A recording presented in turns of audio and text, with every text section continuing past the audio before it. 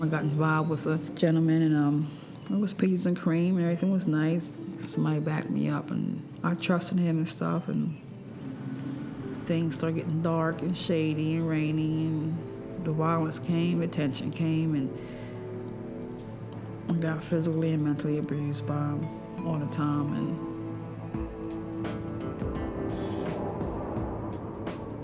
across this country, behind closed doors, lurks a problem of epidemic proportions: family violence. 1/3 of American women experience some sort of physical violence by their intimate partners over the course of their lives. It's the single largest cause of trauma to women between the ages of 15 and 44. In some areas, more than half of calls to police departments involve reports of domestic disturbances. The DV cost, domestic violence cost alone, has been estimated between $4 and $5 billion. Violence varies by culture and by society, and that depends a lot on the historical legacy of what is acceptable and what is not. We are a violent society. We were founded on violence, and we continue to perpetuate it against one another. And we also have relatively high rates of spousal violence or intimate partner violence. But it's surprisingly difficult to pin down just how pervasive it is because the definitions vary so much. Even if experts did agree, it's a hidden problem. It's something that occurs behind closed doors in the family, which is considered a private place. Up until the 1970s, it was not against most legal codes for a man to chastise his wife, that is, to physically punish her with a rod or a stick no larger than his thumb in order to keep her in line. Some people abuse their spouses simply because they can, because violence within families is something that is generally accepted in our society, and there aren't always significant costs to doing so. You know, I should have woke up then when it first started, but it got worse and worse to the point that I was hiding myself from my friends. I just me wearing like a mask every day. There's still a lot of shame and stigma over being a victim or a survivor of violence. It makes it difficult to want to share that experience with others or make formal reports to the authorities for a number of reasons. Then when nighttime come, I just take the mask off and start crying all the time and praying to God, I gotta please help me, let this something change, watch over my children, and Yes, we do. Children that are exposed to that family violence are growing up to spread that violence. We know that witnessing that impacts their ability to learn. We know that impacts the dropout rate. It was humiliating. We know that witnessing violence against your mother in the household is probably the most toxic form of violence for a child to see. Boys who have grown up in families where they've witnessed domestic violence have seen men deal with their anger or deal with their frustration or deal with their need for power and control, use abuse as a way to express themselves, as a way to cope. And so it's modeled for them. Girls or females who grow up in those homes think that it's okay for a woman to be abused. They don't know better. There has been some research to date showing that some ethnic minority women, particularly African American women and Native American women, are at a higher risk for interpersonal violence than other women. However, other researchers have found that when you control for social class, those racial differences dissipate, they go away. All too often, poverty serves as a breeding ground for violence. Unemployment, poor schools, a sense of being not part of this country, not part of this culture, drugs, and disintegration of the family. It's usually made much worse when men have also lost their position in the world. They've suffered financial setbacks, they've lost their job, this sort of thing, and they realize I have nothing left. That's why we've had to make the difficult choice to contract our machine and assembly work to labor outside of this country. However, what's really important to remember that women of all social classes are vulnerable to being abused, that women of all racial groups are vulnerable to being abused. When you see it occurring in suburban areas and in affluent families and communities, I think it really begins to shake the roots of this society and begins to call into question, what exactly is happening. Studies show that violence tends to occur in predictable patterns. Most cases of domestic violence start with emotional violence. The first step, you're dumb, you're stupid, you're ugly, you're fat, you don't deserve anybody better, you're lucky to have me, and then that escalates into physical violence, which escalates into sexual violence. And so the first stage is the tension building stage. There might be some minor physical acts that occur between the partners, some verbal abuse. The next phase, which is called the battering phase, is when the violence escalates into severe physical assaults. And then the final phase is the honeymoon phase, where the batterer usually comes back, apologizes, shows remorse for what they've done, and the partner thinks, oh, this is the person I married originally, and so they stay. And then it goes back through the phases once again. Why do women stay in violent relationships? Why do they continue to tolerate such degrading abuse? One reason is that they don't want to leave. They're in love with their spouse. They don't want to leave the relationship. What they want is for the battering to stop. And they continue to hold out hope that their partner is going to change. Another reason could be out of a sense of fear. There may have been physical threats on her life, and she fears that those might be carried out if in fact she does leave her partner. Many people also fear being alone. It's often safer to stay with what you know, however painful. But the alternative, perhaps from past experience, hasn't been helpful to them. Every time I try to leave, I couldn't leave. I try to get myself to leave. Now, well, I can't keep doing this. I can't keep packing up and leaving, taking my kids here and there, struggling, trying to find a place to live. Trying to make it on one's own, particularly single women, it's very difficult in our society. And so economic reasons are often one of the number one reasons why people stay in relationships. And often when there are children involved, how best to provide for them. Battering, however, is not a one-way street. In some instances, men are also victims of physical and emotional abuse. Current estimates show that about 100,000 men a year are victims of violence. And again, this number may be an underestimate. Most people have difficulties reporting, but perhaps men, because of their socialization to be strong and not be vulnerable, may be less likely to report violence and abuse. It's true, though, that more severe forms of violence are much more likely to be perpetrated against women. And it's also true that some of the violence that women engage in could be acts of self-defense. The specter of family violence is not confined to intimate partners. All too often, children become entangled in its web. Listen to the baby. You're like a little girl.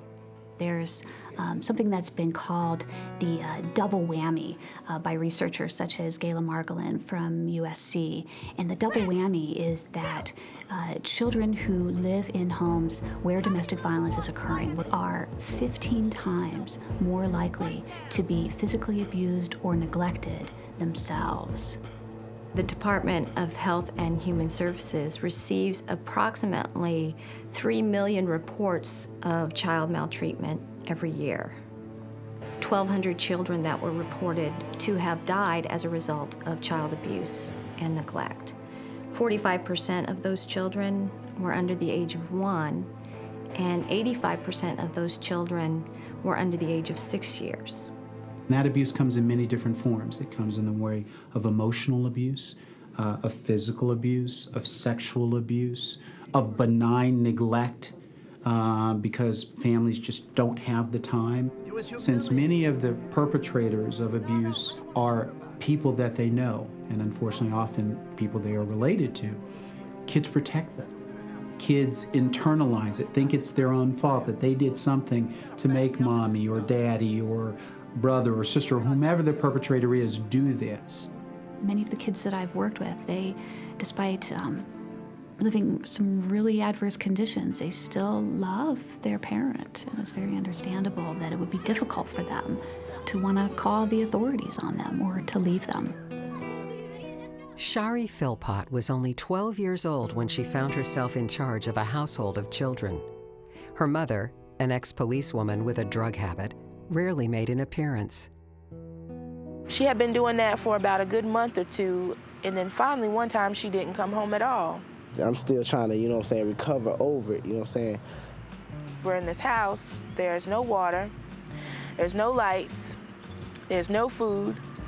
So basically we were just roaming. We were like a big gang of kids just roaming the streets, doing whatever, And we would steal food out of the convenience store and, just things like that because we didn't want to, have to go to a foster home. Approximately 60% of reported cases of child maltreatment are for child neglect. And neglect is where parents or caregivers fail to provide for the basic needs of their children, their medical or their mental health needs, their educational needs, the basic needs for survival, the psychological need for nurturance and love. The next most common form of child abuse is physical. Both of my brothers were a lot smaller than I was, and they got abused worse than I did. Hurry up, son. Oh, you got an incredible... Mommy didn't see that. You got a stupid lump. My mom felt like if we made her mad, it was okay to punch us or, things like that. I ain't talking on that. I don't want to talk about that, man. I went to live with my grandmother because of an abusive incident with my mom. And my grandmother just didn't allow certain things. She didn't allow me to roam the streets, and she didn't allow me to dress like a boy, and she didn't allow me to carry weapons. My grandmother didn't play that. I stand my ground, in other words, and she knew this. The way I said it had to be, that's the way it had to be. My grandmother doesn't understand why any situation has to resort to violence. She always thinks that there is another way to handle any situation, and she taught me that.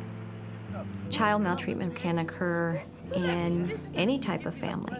It could be a family that includes parents who are professionals, or it could include a family that is from a very poor neighborhood. Typically, these families have multiple problems. Certain victims of family abuse are referred to as hidden and receive little public attention. He was choking me. One is sibling abuse. People tend to think that happens to all of us. We should just, get over it and deal with it. On the other edge, there are clearly forms of violence that goes on between siblings that is not normative or healthy and causes significant, lasting psychological pain. Researcher Vernon Weehee interviewed victims of sibling violence to give voice to their stories. Once my sister was ironing, she was a teenager. I was between 4 and 5 at the time. I was curious as to what she was doing. I put my hands flat up on the ironing board, and she immediately put the hot iron down on my hand. She laughed and told me to get lost. Another one. My brothers and a cousin tied me to a stake and were prepping the ground around me to set it on fire. They were stopped and built a dummy of me instead and burnt that. And lastly, my second oldest brother shot my little dog that I loved dearly. It loved me, only me. I cried by its grave for several days. 20 years passed before I could care for another dog.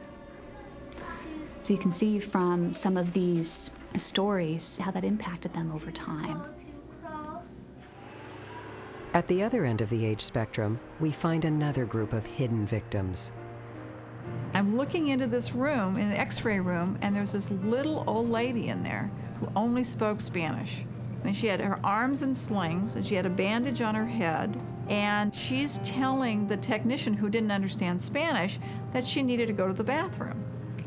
So I speak Spanish, so I took her to the bathroom and helped her get undressed. And in the process of bonding with her over that, I was the only person that asked her how the injuries occurred, and she said that her son-in-law had thrown her down the stairs of the apartment. Because many seniors are embarrassed by the fact that they're being abused, they don't want to admit that their son or daughter or spouse is doing this to them. And the other issue is a lot of people who are abused are demented or have cognitive problems so that they're unable to report or advocate for themselves. The high rate of dementia and other chronic illnesses over 85 are not only going to tax our medical system, but they're going to tax families. And if you think now that you may have children who are themselves past retirement with limited financial resources and maybe their own physical concerns, responsible for care for their very elderly parents, we're really looking at 4 or 5 generations who need to pull together to do this. Not all families experience the bruising effects of abuse, but every family has its share of crises, some quite predictable. What helps families survive the difficult moments intact? Froma Walsh and her colleagues at the University of Chicago conducted a study of what they termed normal families. One thing that was striking that didn't fit the paradigm in the mental health field was that many parents of these young adults who were well-functioning in the community and the families were well-functioning had grown up in very adverse circumstances, with a parent dying very early in their lives, with alcoholism or mental illness in their families, and yet somehow they had grown up able to nurture and raise their children well and not abuse them. So again, what is it that makes it different? The first step, many believe, is developing an awareness of potential problems and the factors that contribute to them. With understanding comes the chance to prevent difficulties before they begin. For example, there are school-based programs that attempt to educate children and adolescents about these problems so that they can either prevent the problem from happening to the child or adolescent, or can prevent the problem from happening in the child or adolescent's family once they're grown. Jenny Trotter first started such a program in the early 80s in Atlanta, Georgia. Deep in my heart, I figured out, couldn't we be doing something else better or more proactive or preventive by showing kids early on how to deal with stress? Let's all close our eyes, okay? And just meditate for a second. We start with, first of all, knowing who you are, and then we also move into helping kids. What are the skills? Because we know it's hard on the street. Keep your eyes closed. It's okay to be angry, but constructively. It's never okay to hurt anybody destructively, so we let them know they have choices. I love beating down people. But if violence has its grips on a family or a community, prevention is no longer enough. It is time to intervene, as this violence prevention program at USC County Med is doing in East Los Angeles. In a community where over 75% of the women report domestic violence as a common part of their life, we're addressing violence with their children, but we're also bringing the moms into a group and asking them to stop the violence at home. The support, the guidance, the validation is incredibly helpful to them. And what we're seeing and what other people are seeing is that a combination of support groups, individual therapy, helping get all these resources on board, women slowly are able to create a violence-free life for themselves. Okay. And I got to the point of thought that I gotta do something before either he hurt me real bad or I hurt him real bad. And my girlfriend came over and said, well, she said, remember that place that we went to go visit And I said, what place? And she said, Lewistown, to the abuse shelter. And I went over to her house and made the phone call while he was at work. Kids was in school. They had told me when to come down, and I was supposed to went down one day, and never went down until a month later. After that, like, I went back that day, and she didn't move. She said, I'm not moving today, I'm moving next week. And so I kept saying, all right, and then she did it again, and I was like, Mom, are you gonna move? We know that women who have been in abusive relationships tend to either go back to that abuser or get in another abusive relationship. And so the way I think about it is a stages of change model. You need to take the woman where she's at. Is she really ready to take action and get out?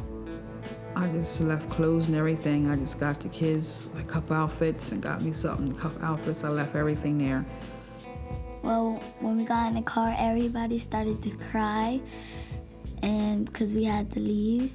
Called them, it was dark and scary. The kids were getting sleepy and hungry and crying. I didn't know where I was at.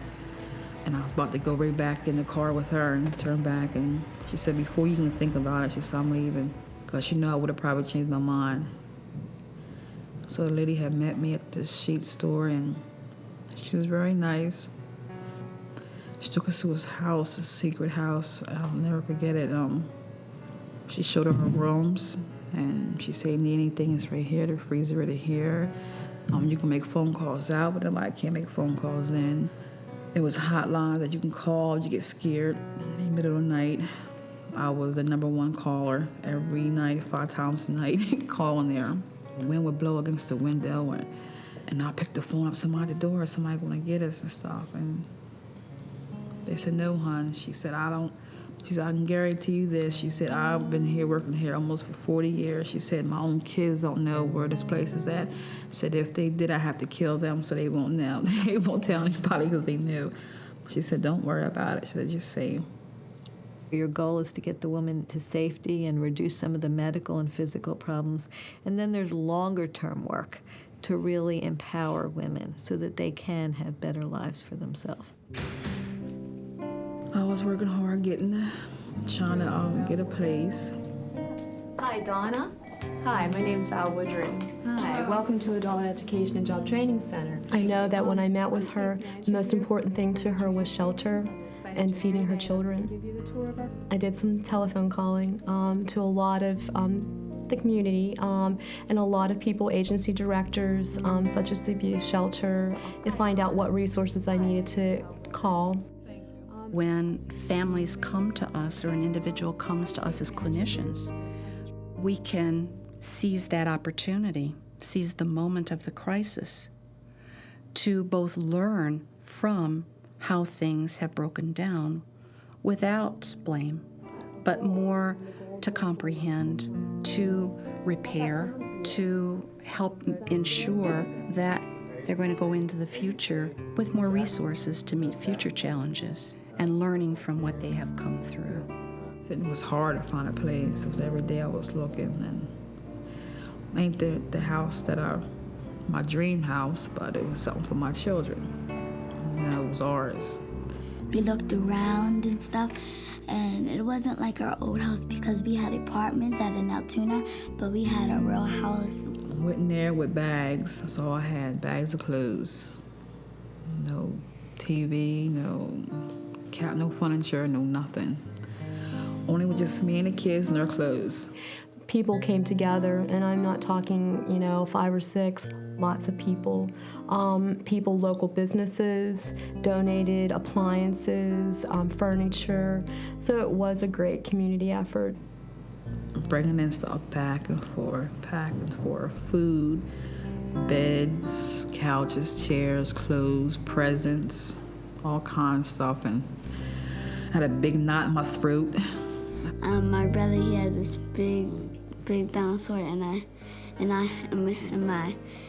we had clothes. And a lot of people really helped us out. It made you feel so welcome, and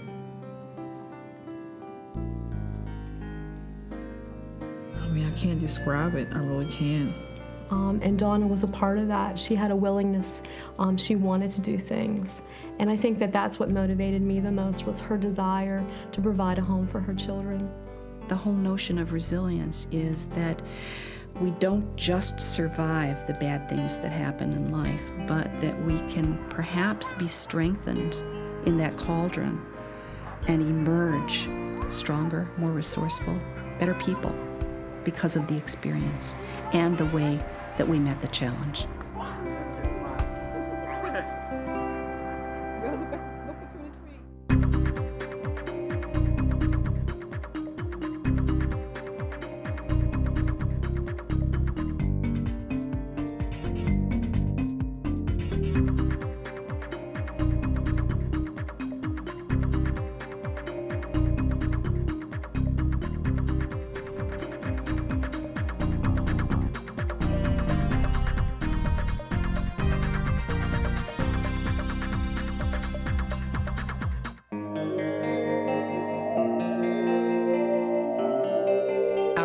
Ourselves is an 18-part series about marriages and families. For information on this program and accompanying materials, call 1-800-576-2988 or visit us online at www.intelecom.org.